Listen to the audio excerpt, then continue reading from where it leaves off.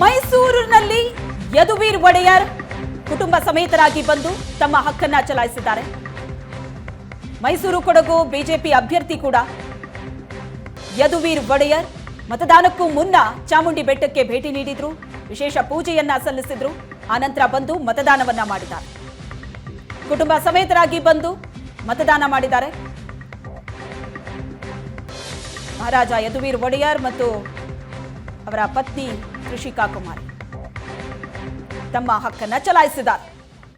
No matter who it is, or if somebody comes to him asking for help, and if they do not have the financial aid for it, I know that he doesn't ask for money. He will be like, okay, like help Panda, that's okay.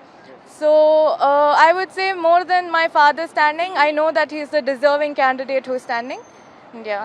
So madam, ಈಗ ಸ್ಪರ್ಧೆಯಲ್ಲಿದ್ದಾರೆ, ತಂದೆಗೆ ಏನು ಹೇಳಿಕೆ ಬಯಸ್ತೀರಿ? Actually I am very proud of you. And no matter what the result, you will always be my leader and my hero. Thank you. So ಇದು ಕಾಂಗ್ರೆಸ್ ಅಭ್ಯರ್ಥಿ ಪದ್ಮರಾಜ್ ಹಾಗೂ ಅವರ ಕುಟುಂಬಸ್ಥರ ಅಭಿಪ್ರಾಯ ಆಗಿರುವಂಥದ್ದು. ಕ್ಯಾಮರಾ ಪರ್ಸನ್ ಅಶೋಕ್ ಜೊತೆ ಬರ್ತರಾಜ್ ಕನ್ನಡಕ, ಏಷ್ಯಾನೆಟ್ ಸುವರ್ಣ ನ್ಯೂಸ್, ಮಂಗಳೂರು. ಕುಟುಂಬ ಸಮೇತರಾಗಿ ಬಂದು ಯದುವೀರ್ ಒಡೆಯರ್, ತ್ರಿಷಿಕಾ ಜೊತೆಗೆ ರಾಜಮಾತೆ ಪ್ರಮೋದಾ ದೇವಿ ಕೂಡ ತಮ್ಮ ಹಕ್ಕನ್ನು ಚಲಾಯಿಸಿರುವುದನ್ನು ನೋಡ್ತಾ ಇದ್ದೀವಿ. ಪ್ರಜಾಪ್ರಭುತ್ವ ಇರುವಂತಹ ಸಮಯ ಇದು. ರಾಜ ಮನೆತನ ಬಂದು ತಮ್ಮ ಹಕ್ಕನ್ನು ಚಲಾಯಿಸಿರುವಂತಹ ದೃಶ್ಯ ನೋಡ್ತಾ ಇದ್ದೀವಿ. ಶೋಭಾ ಕರಂದ್ಲಾಜೆ ಅವರು ಕೂಡ ತಮ್ಮ ಹಕ್ಕನ್ನು ಚಲಾಯಿಸಿದ್ದಾರೆ. ಅಭ್ಯರ್ಥಿಗಳ ಮತದಾನದ ಭರಾಟೆಯನ್ನು ನಾವು ನೋಡ್ತಾ ಇದ್ದೀವಿ. ಇತ್ತ ಯದುವೀರ್ ಮೈಸೂರು ಕೊಡಗು ಅಭ್ಯರ್ಥಿ ಬಿಜೆಪಿ ಅಭ್ಯರ್ಥಿ ಕಣದಲ್ಲಿದ್ದಾರೆ. ಕುಟುಂಬ ಸಮೇತರಾಗಿ ಬಂದು ಮತದಾನ ಚಲಾಯಿಸಿದ್ದಾರೆ.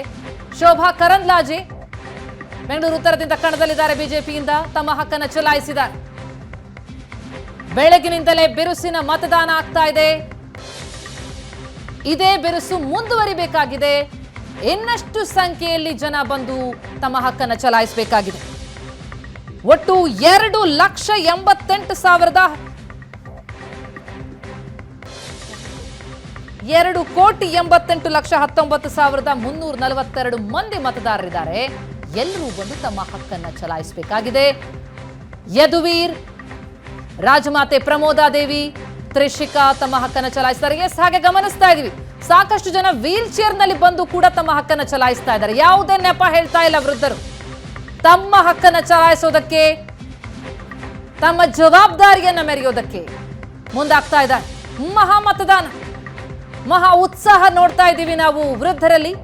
ಅದೇ ಉತ್ಸಾಹ ಯುವ ಜನತೆಯಲ್ಲೂ ಕೂಡ ಕಾಣಬೇಕಾಗಿದೆ. ಎಸ್, ಪ್ರದೀಪ್ ಈಶ್ವರ್, ಶಾಸಕರಾದಂತಹ ಪ್ರದೀಪ್ ಈಶ್ವರ್ ಕೂಡ ತಮ್ಮ ಹಕ್ಕನ್ನು ಚಲಾಯಿಸಿದ್ದಾರೆ.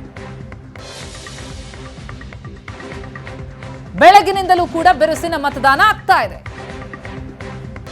ಮಹಾ ಮತದಾನದ ದಿನ ಇವತ್ತು. ಮೈಸೂರಿನಲ್ಲಿ ಯದುವೀರ್ ಕುಟುಂಬ ಮತದಾನವನ್ನ ಮಾಡಿದೆ. ಮತ್ತೊಂದು ಕಡೆ ಪ್ರದೀಪ್ ಈಶ್ವರ್ ಮತದಾನವನ್ನ ಮಾಡ್ತಾ ಇರುವಂತಹ ದೃಶ್ಯ. ಕುಪೇಂದ್ರ ರೆಡ್ಡಿ ಅವರು ಬಂದು ತಮ್ಮ ಹಕ್ಕನ್ನ ಚಲಾಯಿಸ್ತಾ ಇರುವಂತಹ ದೃಶ್ಯವನ್ನ ನೋಡ್ತಾ ಇದ್ದೀವಿ. ರಾಜ್ಯದಾದ್ಯಂತ 14 ಕ್ಷೇತ್ರಗಳಲ್ಲಿ ನಡೀತಾ ಇರುವಂತಹ ಮತದಾನ. 30,602 ಮತಗಟ್ಟೆಗಳು.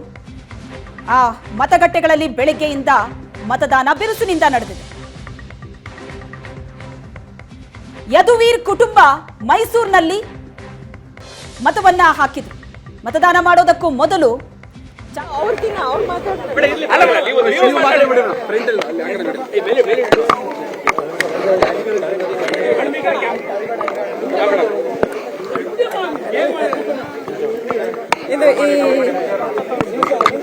ಈ ಮತದಾನ ಮಾಡೋ ಸಂದರ್ಭ 5 ವರ್ಷಕ್ಕೊಂದ್ಸತಿ, ಎಲ್ಲರ ಲೈಫಲ್ಲೂ 5 ವರ್ಷಕ್ಕೊಂದ್ಸತಿ ಬರುತ್ತೆ.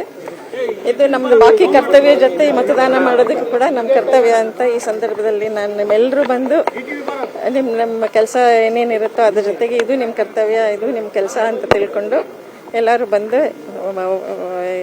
ನಿಮ್ಮ ಇದಕ್ಕೆ ನಮ್ಮ ಇವರು ಅಭ್ಯರ್ಥಿ ಅವ್ರಿಗೆ ಎಲ್ರಿಗೂ ನಿಮ್ಮ ಮತ ಚಲಾಯಿಸಿ ಅಂತ ಹೇಳಿ ನಾನು ಮನವಿ ಮಾಡ್ತೀನಿ. ನಿಮ್ಗೆ ಇದು ವಿಶೇಷ ಸ್ಪೆಷಲ್ ಎಲೆಕ್ಷನ್ ಸ್ಪರ್ಧೆ ಮಾಡಿದ್ದಾರೆ, ಹೇಗಿದೆ ವಾತಾವರಣ?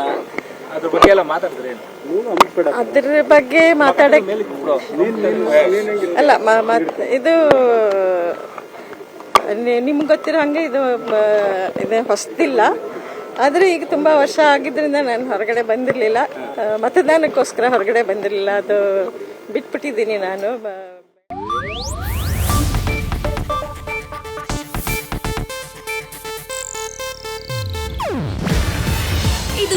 ಏಷ್ಯಾನೆಟ್ ನ್ಯೂಸ್ ನೆಟ್ವರ್ಕ್ ಪ್ರಸ್ತುತಿ. ನೀವು ನೋಡ್ತಿದ್ದೀರಾ ಏಷ್ಯಾನೆಟ್ ಸುವರ್ಣ ನ್ಯೂಸ್.